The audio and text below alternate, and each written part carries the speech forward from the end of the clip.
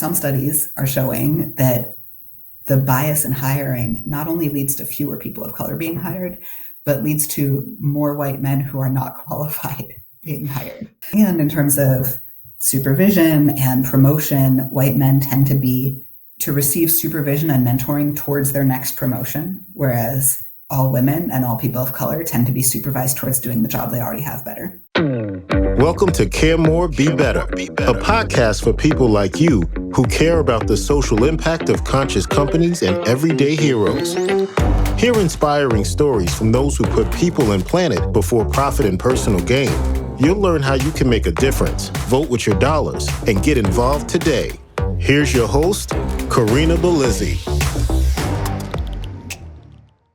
Hello and welcome to Care More, Be Better. Each week, I invite you to care more about a specific social or environmental issue so that we can create a better world together. Last week, we got to meet Rachel Siegel as we started a conversation about DEI programs. With the present administration at play, DEI programs are being shut down left and right. This has major consequences that reach further than most people understand. I first met Rachel Siegel in an Antiracist Development Group that we both attended together. It was an 8-week cohort program put on by Think Again Training. So today I'm going to introduce you to Davey Shlasko. Davey is the founder of the company Think Again Training that puts on this initiative. So with that, I'm going to bring him on up to the stage and we're going to get into it. Davey, so nice to have this time with you. Thanks for having me. Now, I'd like to start by learning a little bit more about your background. What inspired you to create Think Again Training and these anti-racist development groups? Yeah, so Think Again Training is so much older than this particular program. I started doing this kind of work. Now we do consulting mainly as well as training, but I started doing training related to equity and social justice issues as a high school student. Wow. Because I was a gay teenager in the 90s and I got recruited to be on a speakers bureau where we went around and told our coming out story in 5 minutes or less to teach teachers how to not be homophobic. I have some critique of that particular model now, but I definitely learned a lot and worked in a lot of peer education programs as well as speakers bureaus as a volunteer for many years. And then figured out that some people get paid for work like that and that maybe I shouldn't be doing quite so much of this like really sometimes personal, heart-wrenching work for free. And also at that time realized I needed to learn more to be able to do it in a more intersectional way that was not just rooted in sort of self-advocacy within communities I was part of, but also really paying attention to other power dynamics around race, around disability, around gender and sexuality and age and religion and all of the different forms of identities and systems of inequality that affect people. So I'd been doing that as a side gig for a while and then as my primary job since around 2014. Just a few years ago, my team and I thought up the idea of the Antiracist Development Group because we noticed two challenges that kept coming up in consulting relationships where we were working with an organization to help them build better systems, more equitable organizational culture. And pretty often there was one white manager getting in the way who was the one slowing everything down. And it wasn't because they were being mean, and it wasn't even necessarily because they were particularly ignorant, but there are really specific stressors on managers and executives, and combined with how white privilege works, it makes a really toxic brew where it's quite difficult to do anti-racist leadership as a white person who's also in an explicit leadership role. Another dynamic we noticed at that same time was that when we went to an organization, often we would use affinity spaces, that is spaces organized around a particular identity, as a way of reducing the pressure in learning about equity and inclusion issues, and having white staff members in a relatively diverse organization have some separate time to process their stuff around whiteness and white privilege and white guilt and kind of get out of their own way and be able to move forward was super powerful for everybody except the top leaders, because the top leaders were still feeling really watched and like they didn't want to make a mistake in front of people who they supervise. And that makes so much sense. Of course they don't. And so we had this idea to bring together a cohort of leaders from different organizations in an affinity space where they would have some privacy to explore those issues without risking making a mistake that might harm someone they supervise, and be able to really build skills in their own space in a way that they didn't usually have access to. Yeah. Well, to me, that makes a lot of sense, because when you take people out of that zone and put them in a place where they aren't necessarily going to feel the same level of risk, that I think it's helpful. It helps them kind of come out of their shells a little bit more. I was in a group called Vistage from a leadership perspective, which is along a similar concept, but not specifically about race. And what they do is they take individuals that are at the C-suite level or even CEOs and put them in groups with other peers that are at the same level and same stage. They can talk through their business challenges without, really worrying about giving away competitive intelligence or anything like that, because it's this highly confidential environment. But then you're able to speak without that same level of judgment, or, even if there might be something really challenging you're working through as a business and you might be reticent to share that challenge in a really open way, fear of retribution in a way, or fear that it might come back or blow back on you. It's something that I think we don't talk enough about.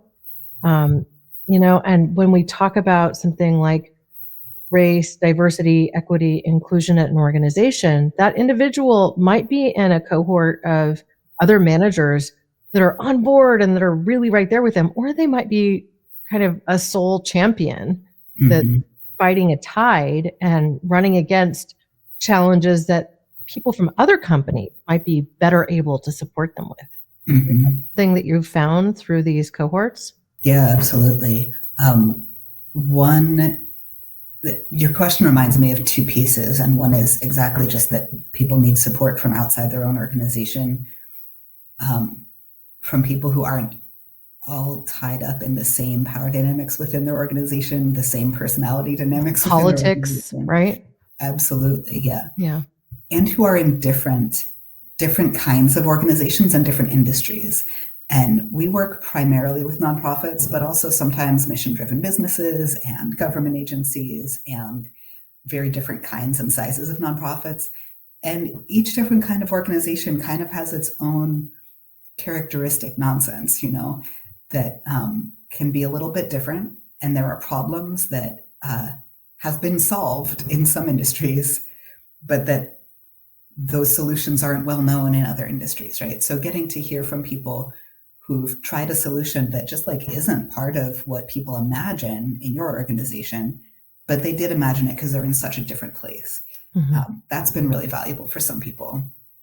And then specifically, we have conversations about how, as a white person in leadership, how do you advocate with other people in leadership who may not be on board? And how do you really take ownership of the power and influence that you might have in that situation, and use it skillfully and use it to amplify the voices of other people who don't have as much access as you do? Very astute. Now, as it stands, I thought we would go through the basic questions that you posed in your, I ask everybody to fill out a simple document, like what are the topics you want to really cover when you come into a conversation like this? But you laid out some of the very basic questions that I think everyone needs to just talk about, like what white supremacy culture is, what does it mean, and what doesn't it mean? So why don't we start there? Because I came into to know about your company, Think Again training, specifically with this Antiracist Development Group. I think there are still people who don't believe white supremacy culture exists. And so let's talk about it. What does it mean? What doesn't it mean? And how does it really come into the professional workspace so that we can be more aware of those things? Great. So white supremacy culture is an idea conceptualized by Tema Okun. And a lot of people, when they first hear it, they think something like white nationalism, basically. And it's not that, although obviously that is also a thing and also a problem. But white supremacy culture is really looking at aspects of the dominant culture, particularly in the US, that have just always been built around the assumption that whiteness is better than other races, other cultures, other ways of being. White supremacy culture is often subtle. It's not as simple as someone explicitly believing that white people are better or whiteness is better, but it's believing in all kinds of norms, in a set of norms that together reinforce the status quo. And it's not only racist, it's also classist, it's also sexist. It relies on and reproduces a lot of power systems all at the same time. So when we think about how does that show up in workplaces, some of the characteristics that Tema Okun outlines might also be aspects of other cultures and might have other functions in other cultures, right? But in the context of the dominant culture in the US, one of their functions is to uphold racism and white supremacy. So we think about characteristics like a tendency to believe there's one right way to do things, and I'm the only one who can do it. And if I don't do it, it's not going to get done, right? And even just saying that aloud, I can hear how easy it is to believe that when you're in upper management. Because very often the things that are your job to do are no one else's job to do. And if you don't do it, they're not going to get done, right? Or they sometimes aren't done right, but isn't that because you didn't delegate or give the right tools or clear instruction or so it's a lack of accountability for those failings too. Yeah. And I mean, I've been in senior management for a long time, and I have been through those, let's just call them spirals of thinking, where it just takes less time now to do it myself because I'm going to do it right than it does to rely on somebody else that you then have to hold accountable, that you have to plan their time and then also provide instruction and allow them to make mistakes. And then maybe those mistakes will allow them to actually improve your process. Maybe your process wasn't good, but acknowledging those things, it's something we're not taught to do, right? Yeah. We're taught to believe in supremacy and hierarchies. And I think that if you're having a hard time, if you're listening to this and having a hard time thinking about that as white supremacy, even just removing that word to play with it for a minute, supremacy culture. Do you believe we have a supremacy culture? I mean, I recently read the book Caste, which was an incredible book that helped me to understand that essentially here in the United States, we live in a caste system. We just haven't called it that. And that when we consider this and like how we have aligned ourselves, that we absolutely have a picture of what a CEO looks like. And if I was to ask most people what a CEO looks like, they're going to describe someone overwhelmingly that's male, 40s to 60s, that has, had an upbringing that came with a fair amount of privilege, that has proven themselves in some sort of a hierarchical structure, who often, cut their teeth at a company like Pepsi or Kellogg, or, in the financial world at Chase Manhattan Bank or something like that, So they've got this very kind of mass market experience working in a hierarchical system that's highly structured. They probably have an MBA. So that also means privilege because they not only afforded going to college, but then could go and get a master's of business. And, they probably drive a Tesla or a Mercedes or a BMW. Like you could really get granular on this. Then you could start to talk about how much they earn and how much their employees earn and how much more they earn. And then, even if you start to lay that all out, okay, white, male, privileged, educated, has an expensive house and a nice fancy car.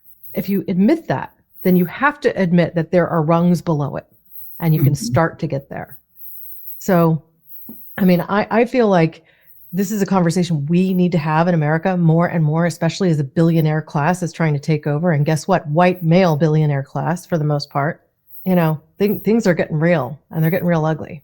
Yeah. And they're getting really explicit, which I think is ironically helpful in some ways, because you can't get away with saying, oh, we're not really a racist society anymore with the way some people are talking in public these days, right? It's just very, very clear. And when you hear public officials saying things like white pilots are more skilled than pilots of color, like that's not just white supremacy. Like that's verging on white nationalism, actually. That's like getting so explicit. And I think for well-intentioned white folks who want to not be supporting racism, we're sometimes in sort of a bind because privilege isn't something that you have to actively take on. It's just sort of handed to you and seems natural, seems obvious. And it takes pretty active work to say, how do I go against the flow to move towards a style of leadership that not only isn't being racist to other individuals, but also is like creating an environment where anti-racism can thrive, where racial justice can thrive. And we've thinking about, you mentioned it might be easier to understand if we take out the word white and just think about supremacy culture, because it is also about class supremacy. It is also about gender supremacy. Those things are also happening. But sometimes it happens in different flavors. So I'm not sure if you got into this in the cohort that you were in, but very often in the Antiracist Development Group, we talk about how gendered socialization affects how people take up these characteristics of supremacy culture. I was not advocating for the removal of the white word. I was just saying, if people are having a hard time, think about it with that word out and try to digest it, because I believe white supremacy culture exists. And I've also gone through my own moments of resisting the idea. And even admitting that is hard. You know, it's like, well, I don't know that I received that much actual automatic privilege because I grew up really poor. And as you mentioned, there's also class issues that are built into this, right? Like growing up on food stamps, not having enough money to pay for college, being stuck in the situation where my father used to have money, but he's going through a divorce and it's all tied up. And so therefore he can't give me a dime because he's in court and I need to, pay for college, like, or not, right? So I went to community college. I worked 60 hours a week while going to community college, didn't qualify for a lot of the loans because my parents' former income to expenses looked better than they did, obviously, after the divorce. And, it just put me in this really precarious situation for those formative years when, earlier in my life, food stamps, difficulties, dad emerges from some of that, then gets stuck in the financial muck of it because of divorce, later. And so it's easy to sit there and say, oh, well, I don't appreciate that. Like, gosh, we have these systems in place where other students were able to register before me because they were a different race. And I wasn't able to register. So I wasn't able to get in the class I needed. So I think when you start to confront these systems that seem like they're giving preference to someone else, then it can almost raise that ire and create like that hackles up like, well, I definitely am not privileged. So therefore I'm going to lash back out against this. I'm not justifying it. I'm just trying to understand it. Right. And to feel that and see then what's happened in our politics in this swing, it comes from things like this, like that uncomfortable feeling that we have never got good at talking about, that we have never, I think, as a society truly confronted or been willing to confront. And so now we have this pendulum swing that's coming back to hurt everybody, because I think so few people really understand that diversity, equity, inclusion help everyone. Like I want to beat this like till it's like drilled into people's heads, right? Yeah. Like they help everyone. And when you have a white supremacist culture that is supported, you help the top 1% stay exactly where they are. Like you're supporting a system that is completely unequal and that will persist at being completely unequal. And anyway, I feel like I've just shared way too much of my own thoughts. I want to hear your thoughts, that you're here to talk about how we do this, how a class even can help people confront this uncomfortable thing and make progress. Yeah. I think what you've shared is really important. And I'm thinking particularly of the class and gender intersections there. And that one thing that's been really worthwhile for some folks to explore in the cohort is that what Tema Okun describes as white supremacy culture is not everyone's home culture. It's certainly not the home culture of all people of color. It's not even the home culture of all white people. For me, I grew up in a working class, blue collar setting. Also, all of my family are Jewish and Italian. And so if you're familiar with those cultures, they're not conflict averse. Conflict avoidance is one of the features of white supremacy culture, right? So my home culture is not conflict avoidant at all. But when I began my career in nonprofit service providing, nonprofit management, I was taught both explicitly and implicitly to like cushion conflict and basically to avoid it, right? So that's how we get into positions of leadership, even in relatively small or progressive organizations, is by aligning with that white supremacy culture that dominates almost all workplaces. And this means that people of color can also act out of white supremacy culture because they've had to in order to have a career within institutions that require that, where that is the dominant culture. And it's wild to me sometimes working with organizations where basically everyone in leadership comes from a lower income or working class background, but they also all manage to get into leadership by coming up through the ranks of one organization or another, and they reproduce all this stuff, even though it's actually not their home culture. Without even really understanding that that's what they're doing, just because they're established norms, right? Mm-hmm.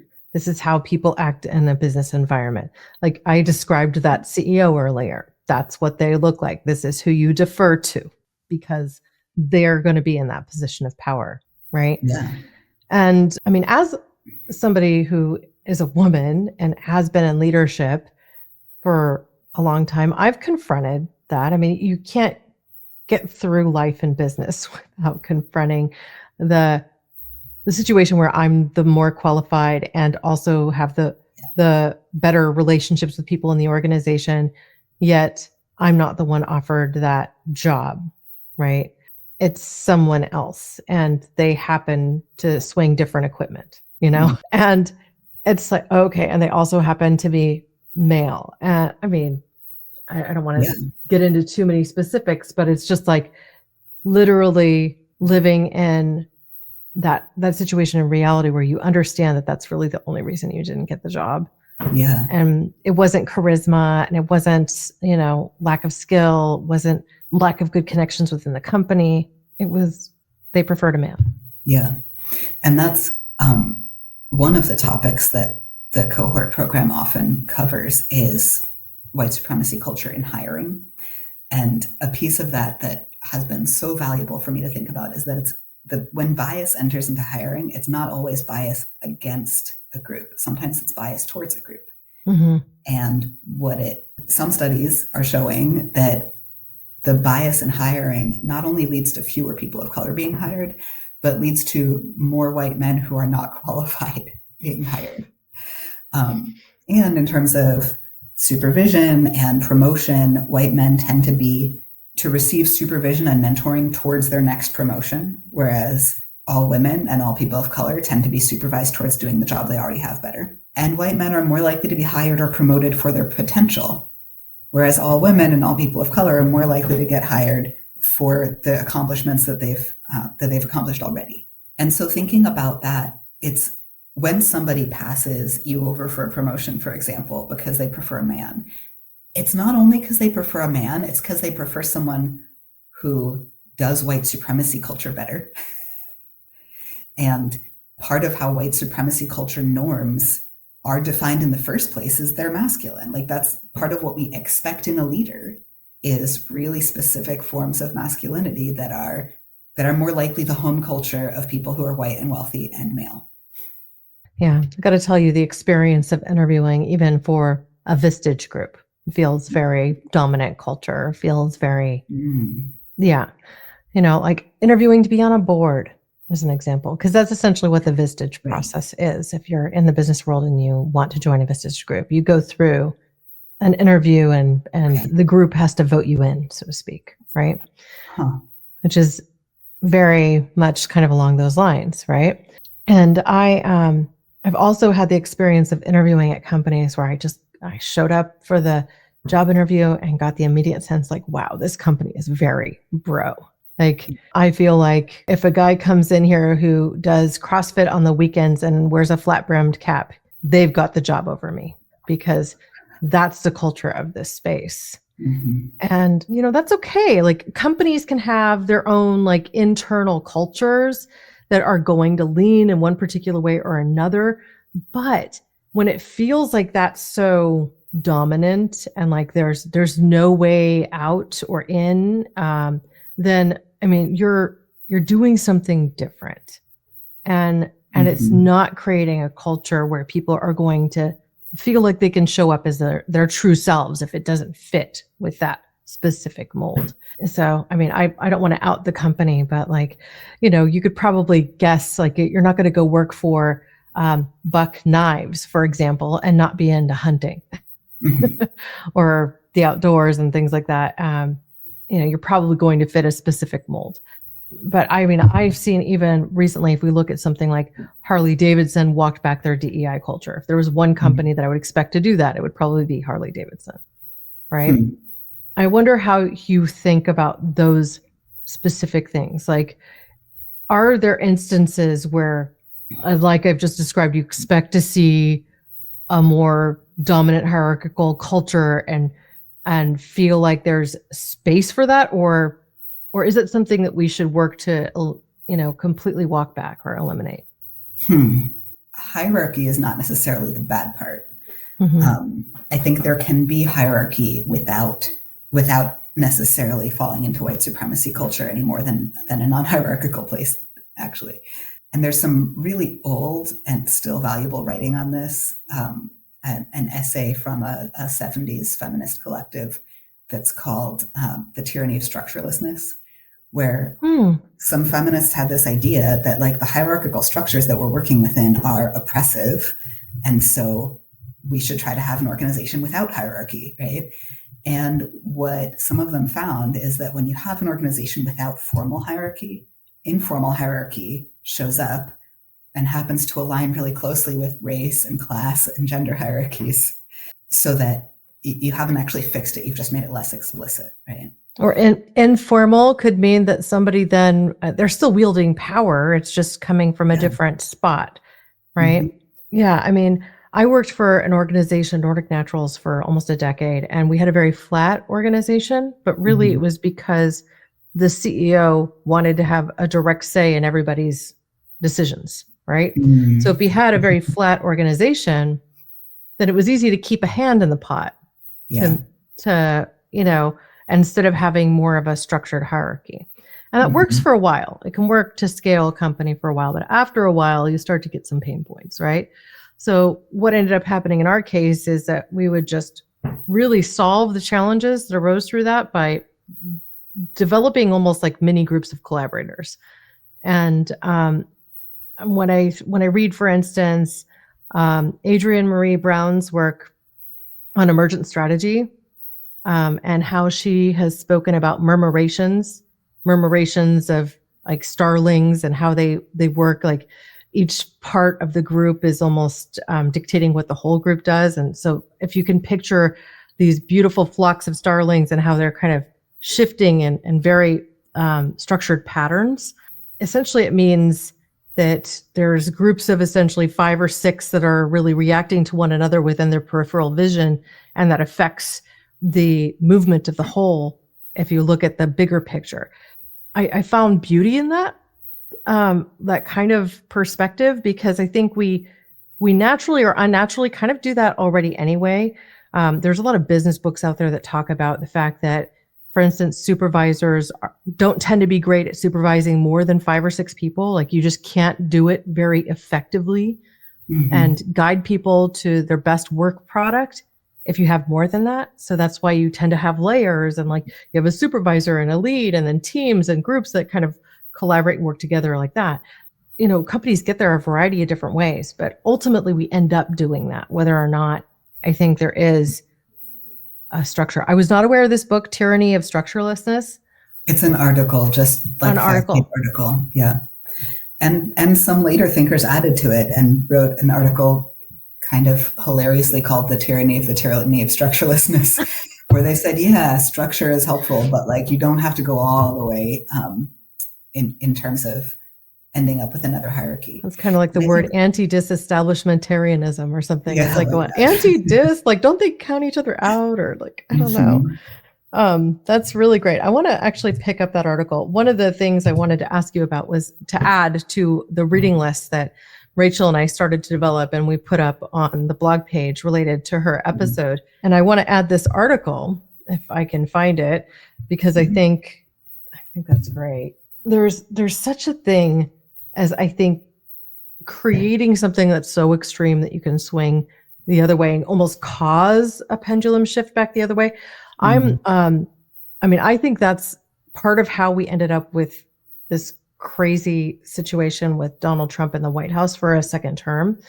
There's a massive manipulation of people's thought. There's also this reaction. I've heard this put a variety of ways, but white men in particular are reacting to a culture shift that has been taking hold towards more diversity and more equity. And that kind of negativity, that response, that negative response to that has created an upwell of things like the Proud Boys and some of these white nationalist groups that are seeking to really rebuild white supremacy in America in a way that we haven't seen it for a really long time. Yeah. And so, like, some people are saying that this reaction is something that we could have anticipated, expected, prepared for, and prevented. And I'm like, okay, well, walk me through how we prevent it. Okay. We ended up here today. And I feel like we fought really hard for Kamala Harris to end up in the White House, and really wasn't that big of a margin that she lost by. Like, less than 2 million votes. I'm not magic enough to say how do we prevent that, but I will say it's really clear to me that the backlash is not because DEI went too far. It is in part because DEI practitioners have some things we need to be doing better. But it's also that stuff never went away. The white nationalism never left, right? It has always been under the surface. And not only that, it's built into the architecture of the United States. It's built into, like, one of the reasons we often talk about race and class together is they're so intersectional, they practically define each other. Because the US economy was built on rules about occupational segregation by race. Who gets paid and who doesn't, who can work what kinds of jobs and who can't, by race, by gender, sometimes by other factors as well. And it's also true that the great majority of white men are not wealthy and are not, not feeling like their needs are met. They're not being respected in the ways that they expect to, partly because they have unreasonable expectations, because they have learned to expect to be treated like they're better than others, right? Rather than treated like they're equal. And partly because this society is not currently meeting most people's needs. Like, it's not meeting their healthcare needs. It's not meeting their needs for social connection. And it's really easy for manipulative leaders to convince them to blame that on a scapegoat rather than on the very same system that's harming everybody. Because white supremacy culture is not good for white men. It has temporary benefits for them, right? But it is not healthy. And rather than learning to critique that system and like do some self-examination about their roles in it, of course it's easier to blame it on other people. Well, the involuntary celibates, the incel, this one took a while for me to understand. I heard people saying incel before I even understood what it meant. I had to ask. I'm like, what does this even mean? So incel meaning involuntary celibate. This particular class of men tends to be very resentful of women in general. Blame them for a lot of things, like from not earning as much money or having the ability to date who they want, or, feeling like they have to work harder at being a attractive man to be able to gain a mate. Like they've lost a little bit of what that, let's just say they lived with privilege for so long that they stopped trying. And this stopped trying meant that they then, weren't advancing in jobs the same way, weren't able to attract the mate that they felt most attracted to. And suddenly now it's all our fault. It's the woman's fault. It's not their fault for not doing the work. Yeah. And, you can very easily apply an analysis of where you could actually put the blame for that, right? If a man is feeling resentful about that, instead of resenting women, he could resent national level policies that have meant that wages have not kept up with the cost of living for decades, right? Which is really true. I mean, think about how low our national minimum wage is. Yeah. It's less than $10. It's like, I think, what is it, like 7 something?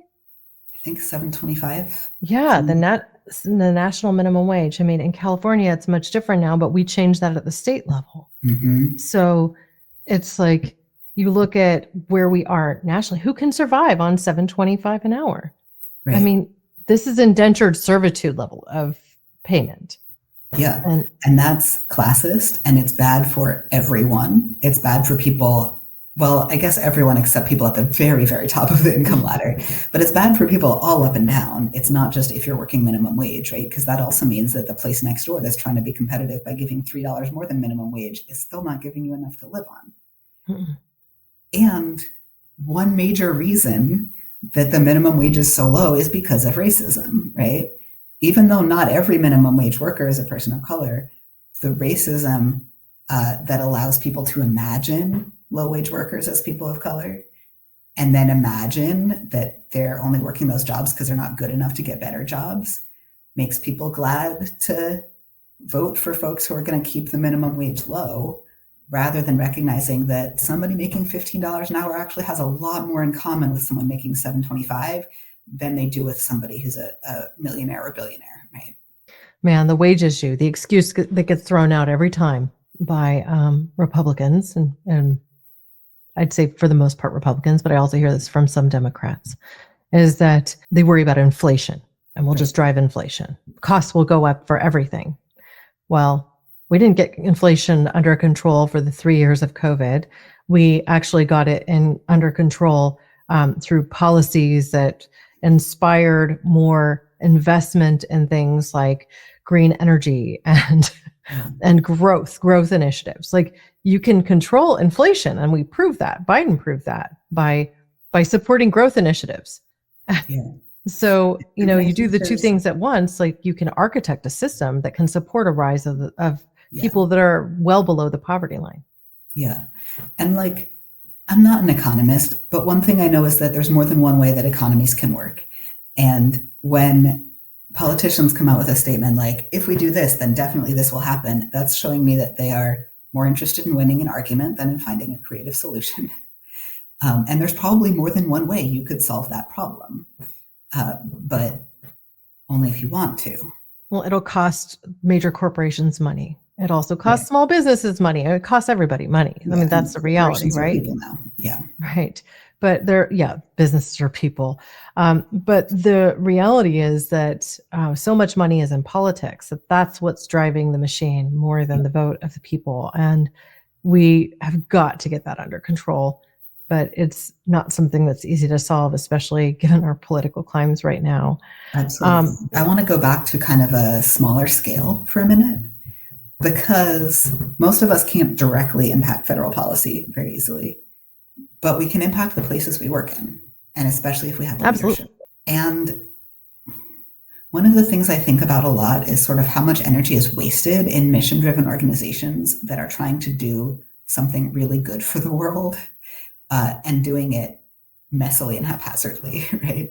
So that's one scale where it can be really valuable to look at, where is white supremacy culture making us not very good at our jobs? Where is it making us not good at delegation, not good at sharing, not good at getting input from the people who have the most valuable input to address the problem we're trying to address, right? Because there's a lot of people working in organizations that are against racism, that want to make the world a better place, right? That could be getting a lot done.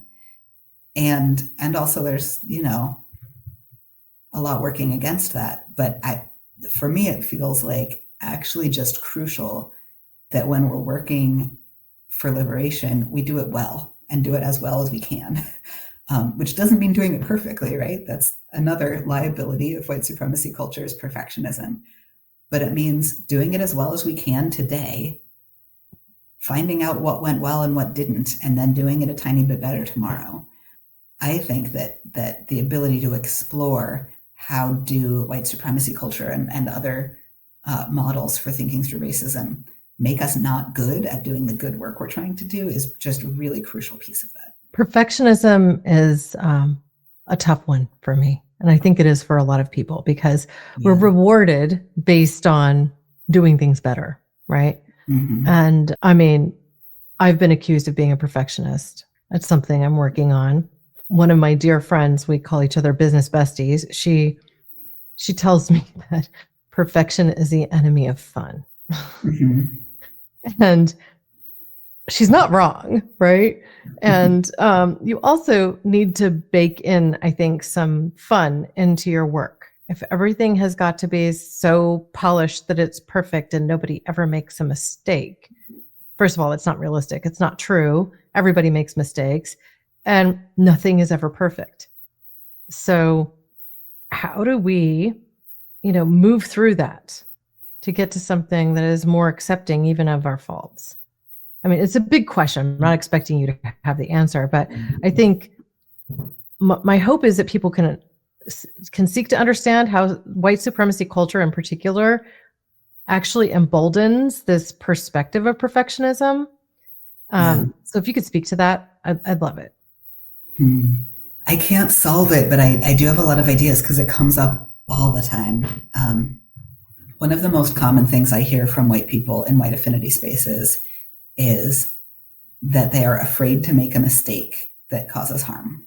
And that's partly because of this perfectionism thing, partly because they're good people who don't want to harm others, right? I think it's also partly because of a sense of being watched, which maybe goes along with perfectionism. I mean, I just remember, this sounds tangential, but I swear it isn't. As a young adult, when I was first out of college, living on my own, working a minimum wage part-time job and like trying to work things out, and I like bought groceries, made myself healthy food and paid my rent on time. And I was like, I feel like someone should be giving me an A right now. Where's somebody to give me an A, right? And we're really taught to expect this kind of external validation. And for people who did well in school, we're also maybe taught to expect perfectionism because you can get a perfect grade on a test. You can't get a perfect grade at life, right? But you can get a perfect grade on a test in school. And so thinking about, I know it sounds counterintuitive, but one of the things we really work on with white folks is learning how to make mistakes. And when white folks say, I'm afraid that I might say something that someone might make someone think I'm racist, right? One of the things I want to know is, are you afraid someone's going to think you're racist, or are you afraid that you're going to actually have a racist impact? Those are different things. We should be much more concerned about the latter. Or are you afraid that you are racist? Yeah. And in that case, what's your definition of racist? I'm like very curious, right? This is one of the things I actually loved about this development group that you ran, Antiracist Development Group. The book was Me and White Supremacy, I think. Yeah. And instead of defining, are you racist? At the end of each chapter, it was like, how does this thing you do? Right. How does this show up as racism? And so it forced you to admit, even in the very small ways, that you are complicit. Yeah. Like it's impossible to get through life without being complicit in this. Mm-hmm. And that whole concept is one that's hard to confront if you're somebody who considers yourself an anti-racist, if you are somebody who considers yourself a champion for people of color and for the LGBTQIA plus community and, right? Like I've considered myself that my whole life. Yeah. So seeing the how in front of those words was hard, but also healthy and good. Yeah. This is part of what I'm talking about. Like, I think we need to get more comfortable talking about racism. Yeah. And and talking about it. When someone says, I'm not a racist, they're talking almost as if it's an identity that has like an on-off switch. You either are one or you aren't, right? Mm-hmm. I don't think that's really relevant. We're living in a system that is racist, and so inevitably we contribute to it. And we can push back against it. And the question is, how are we going to make sure that our pushing back has a greater impact than the ways in which we inevitably collude with it? Mm. One of the also maybe scary ways that we sometimes talk about that is when people say, I want to make sure not to cause harm. I often say harm is already happening. There is no action or inaction that you can take that will result in zero harm happening. So the question is actually, how are you going to make sure to do more good than harm? Minimize the harm you do, certainly, that's a worthwhile goal, and have a positive impact that can help to recover and heal from harm that happens. But zero harm is not one of the possibilities in this moment. It's not possible. I want it to be possible. Yeah, absolutely. I mean, and I know I make mistakes too. I was actually just thinking at the top of our session, I didn't ask you what your preferred gender pronouns are. Like, do you prefer they, them? What do you prefer? I use he or they in public, and sometimes in queer community, other things happen too. Yeah. Well, it's something I want to add to my intake form. It's something I keep meaning to do and keep forgetting. Right. And it's one of these things, like, especially now, as I saw first that there was actually law passed in it. Was it in the Dakotas? I want to say it was in North Dakota, stating that at the schools, you can't identify your tribal affiliation or pronouns in your email signatures, that it was actually, you would get fired if you did that. Like, it was written into bylaws for any state funded school. And so I'm looking at that going, why? Like, what does this do? Like, this is actual harm. This is pushing towards harm. This is saying you want to hurt people. And right. I don't understand it. I'm thankful that I'm, for one, at an institution, I'm attending Prescott College for a PhD in sustainability education. And, we are absolutely the reverse of that. Yeah. Everybody's signatures of their email states what tribal lands they occupy or they happen to live on. And so, I want to see our culture, if anything, push towards broader acceptance. And when we see these really draconian and awful laws and rules being put into place, it feels like so big and so hard to fight against. Right. So I definitely appreciate you bringing it down to brass tacks, to smaller conversation, to how can we have an impact in our circles and in our work as a leader. And I think even asking people's pronouns and being more explicit about that is something that we can each do. I had not heard the piece about the tribal affiliation, and that's really troubling. And I'll say at this moment, I don't find it very useful to talk to people who are like opposed to DEI, whatever that means. But it is super useful to talk to people who are generally well-intentioned, but are also taking in all of the messaging that is being thrown at them, and might need some support to understand and wade through it. And I really want to get down to, like, why did people put pronouns and tribal affiliations and land acknowledgements in their email signature in the first place? And, like, it's so that people who are experiencing extreme and direct harm feel safe going to them for support. So what you're saying when you say take the pronouns out of the email signature is, like, I don't think that children should feel safe going to for support if they're not the exact same kind of children that I imagine mine might be, right? And that's messed up. That's just messed up. And seems to me kind of based on the assumption that everybody's needs are identical and nobody should need anything that I don't need. And if they do, that means they're weak and pathetic, right? I wanted to get this right. I had to go look it up. It's the South Dakota Board of Regents. And the policy now prohibits employees at its 6 public universities from including their preferred gender pronouns and tribal affiliations on their email signatures. Yeah.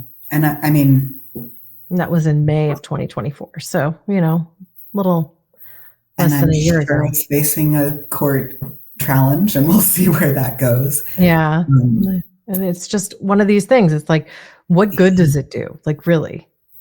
Yeah. I mean, honestly, I'm the political scientists and folks who I'm following who are saying things that are most useful to me right now are saying things like the chaos is the point. Like, they may even know that is not going to stand up to a court challenge, right? And so many of the new policies that are being announced are not going to stand up to court challenges.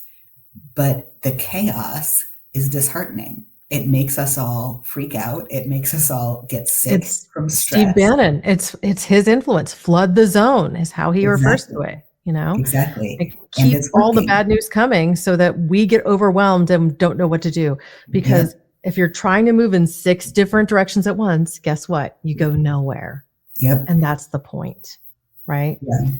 And we can do one thing well at a time, right? We can't do all the things. So it's really helpful to think, okay, I know there are a million things that need to get done. What are some things that I'm glad are happening, but I'm not going to be the one? Great. Now I know. What are some things I can be one of the people contributing? And who else is doing it? And how can I support them? And I don't need to reinvent the wheel, right? And how can I do the thing that I'm doing as inclusively and as equitably as possible? Like, not everyone's going to be a DEI professional, right? And nor should they be. And like, DEI shouldn't be its own separate activity anyway. It should be how we do everything. You're an HR person? Great. How do you do your HR as inclusively as possible, right? You're a manager? How do you manage as inclusively as possible? You do finance? The finance people are always telling me, yeah, DEI doesn't really apply to my job. Yes, it does. Right? Make sure that you're doing your finance as inclusively, as equitably as possible. Everyone can do this in their own spheres. Yeah. Well, I had the joy of working for an HR manager on the tail end of my tenure at Nordic Naturals, who was one of the kindest, most inclusive people I've ever come across. And what I loved about her was that she helped me check my privilege. And, I led the team that was the largest at the company. Like, I was responsible for about 70% of the company's business directly, right? And so because of that, I got yeses more often, right? Yeses to hires, yeses to raises, yeses to, for my team members. And it started to create a system where people doing somewhat the same job across divisions, my team member was getting more because my division was responsible for more cash coming into the organization. And so we had to develop a strategy to control for that and to change that. And I didn't realize at the time that other managers weren't getting the same yeses that I was getting. So privilege can even show up like that, right? Yeah. And I think it's important that we're aware, like, what is it? Awareness is the first step, right? To anything. You check your privilege, you check how you might be, building a system that actually, or supporting a system that is going to allow for white supremacy to continue to exist and to thrive. Or are you actively working to make it better for everybody? And I think if we look at it as better for everybody, like, even it's the fact that DEI is becoming almost a cuss word to some people is just like, it blows my mind. I've heard some people say, and I don't want to throw this off as some people because I feel like I sound like Trump now, but when you hear people say, oh, well, DEI is like the new N-word, I feel like in certain circles it is, because of how it's being said. Almost like when it's being said in an obviously derogatory way. I think that is happening. Like, it is being used like a cuss word. Oh, that DEI bullshit type thing. Right. And well, that's a DEI pilot. That's a DEI teacher, right? That's a DEI hire. And what they mean is that they secretly assume that only white dudes are good at their job, or that white dudes are always the best at their job. And anyone else who gets hired, it must have been from some kind of weird charity rather than because they were good at their job. They're really telling on themselves. A 61-year-old woman saying that they don't want a woman in the White House because of their mood swings, PMS. It's like, okay, how many 60-year-olds do you know that are actively menstruating? And even if that, like, that's the first thing, right? Really, I was surprised at how many women would say things like that. That's hilarious. Also, I don't think I had any idea how old Kamala Harris was. Yeah, I mean, she looks great. I mean, but who cares? I want people leading us who have wisdom that comes from years of experience, and also who continue to listen to young people. That's a hard balance, but I would like that. Yeah, and if they come from a culture where they had to let's say, fight a little bit of adversity as opposed to being born to a legacy family like the Bushes or the Trumps. I mean, come on. They will have a broader experience of what it is to be an American citizen and the systems that we have in place and the difficulties that the standard American faces. If you have more of that background and real understanding, you're going to be better at your job. You're going to be better at that work because you have an ability to directly relate to their experience. And that was what I loved about her. That was what I loved about Barack Obama. That was really like a Clinton. I mean, I wasn't as excited about Hillary either, but I voted for her, It's just like... And, it brings it back in some ways to the conversation we were having about hiring. And I mean, some of the recent executive orders are just so inaccurate. They're poorly written, they're confusing, they're inaccurate, right? And they say things like that DEI causes illegal preference in hiring. Actually, what DEI practices do is try to prevent accidentally doing illegal preferences in hiring, right? But I want to talk about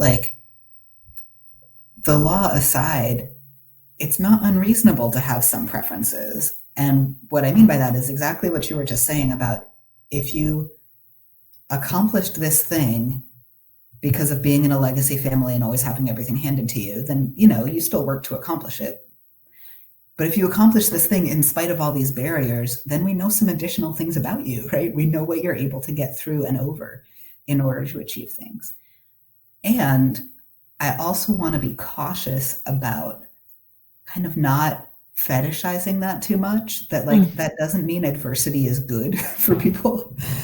Or it doesn't also mean that bootstrapping is realistic for everybody. And I don't like that implication piece. It's like, oh, well, look at her. She was able to do these 6 million things. Well, they also got leg ups and support along the way. This is one of the things I actually admire about Arnold Schwarzenegger. Not that I want to sit here and really completely take us off, but he would say, I didn't get here by myself. I had an army of people supporting me along the way. Yeah. And for somebody that is in a privileged position to acknowledge that makes it okay for other people to think like that. And I want for us to all be able to acknowledge that we got where we are through support and through family and through, somebody seeing something in you and giving you a leg up or mentoring you and wanting to see you succeed or having faith that you can. Even if it was that elementary school teacher who stayed after one session to spend a little extra time with you and show you they thought you could succeed.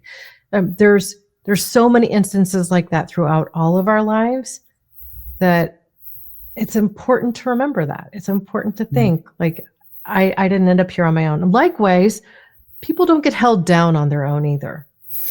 So, really it's a system that we have built that literally is like keeping a boot on someone's head.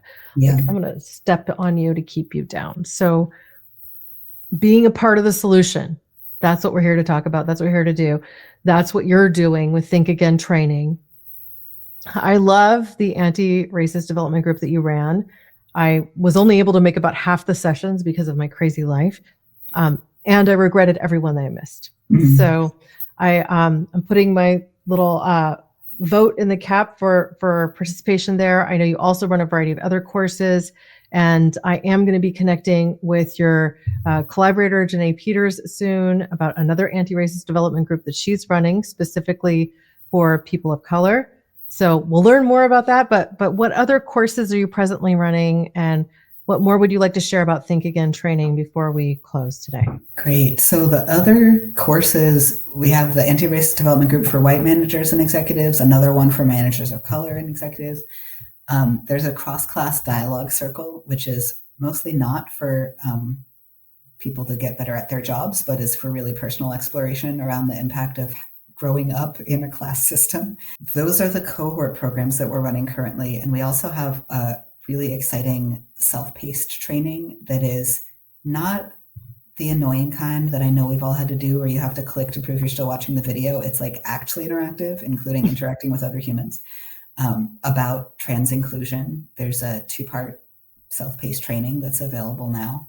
And other than that, we mostly work directly with organizations to do a tailored training or consulting process inside the organization. That can be anything from a one-time training to a year or more of assessment and planning and implementation, depending on what the organization's goals are. Fantastic. And I just want to say, I appreciate that you're running your educational platform for these cohort studies on the Canvas platform. Anybody who has taken online courses, it's fairly direct. I mean, I took my MBA through Santa Clara University. They used Canvas for their online platform. I'm presently at Prescott College. They use Canvas, and it's very intuitive, but also easy to go back to and like address something again or read it again, and allows for things like discussion groups and things like that, so you can further develop your relationship with your cohort. And I think that running courses like this in a cohort perspective is really great, because you get to workshop some of these things together and challenge one another to think a little more deeply, sharing stories and things like that from your own lives, so that you can get more out of the content for that particular session, and so that it's relevant to the time. Because as you and I have talked a lot this session, like there's a lot that's relevant that's happening right now. And I feel like a class like this can offer a little bit of therapy almost, because some of these, what we're confronting is so challenging in so many ways. And, there's no way out but through. So we're going to get through this, but like doing so together and being able to collaborate, I just think is so, so great. I had built a reading list that I shared with my session with Rachel. I am going to ask you on the heels of this if you want to add to that. So I emailed you what the list is. Great. I'm actively creating a linked list on my Amazon shop to make it easy, but I'm also going to be adding this to every blog on the topic, so that people, when they go to the blog for this episode, they can go there, they can kind of not only link to the courses that you're running with Think Again training, but also link to some further reading if they want to do their own self-paced kind of exploration. A lot of this will be helpful too. And we included books like White Supremacy Culture, and the website White Supremacy Culture. We included Adrienne Marie Brown's work, Emergent Strategies and Pleasure Activism as two examples. How to Be an Anti-Racist by Ibram X. Kendi, and a bunch of others. We also included some podcasts. So top of mind, if you have anything you feel like we should add, in addition to this article that I'm going to find on tyranny of structurelessness. Great. I'll find some more contemporary ones than that. No, but I mean, it's great, like to have a full discussion on these things, and to think, I think sometimes, and what's the opposite perspective, and then where's the truth in the middle? Where are we? There's got to be some structure in this case. Yeah. Well, I've just so enjoyed the conversation today. I appreciate your time. I look forward to connecting with Janae Peters next week. And if you have a closing thought that you'd like to share, the floor is yours. Well, first of all, just thank you so much for having me. I've really enjoyed the conversation. I think in this moment, it feels like no closing thought could really be enough. But I want to say, like, you don't have to do everything.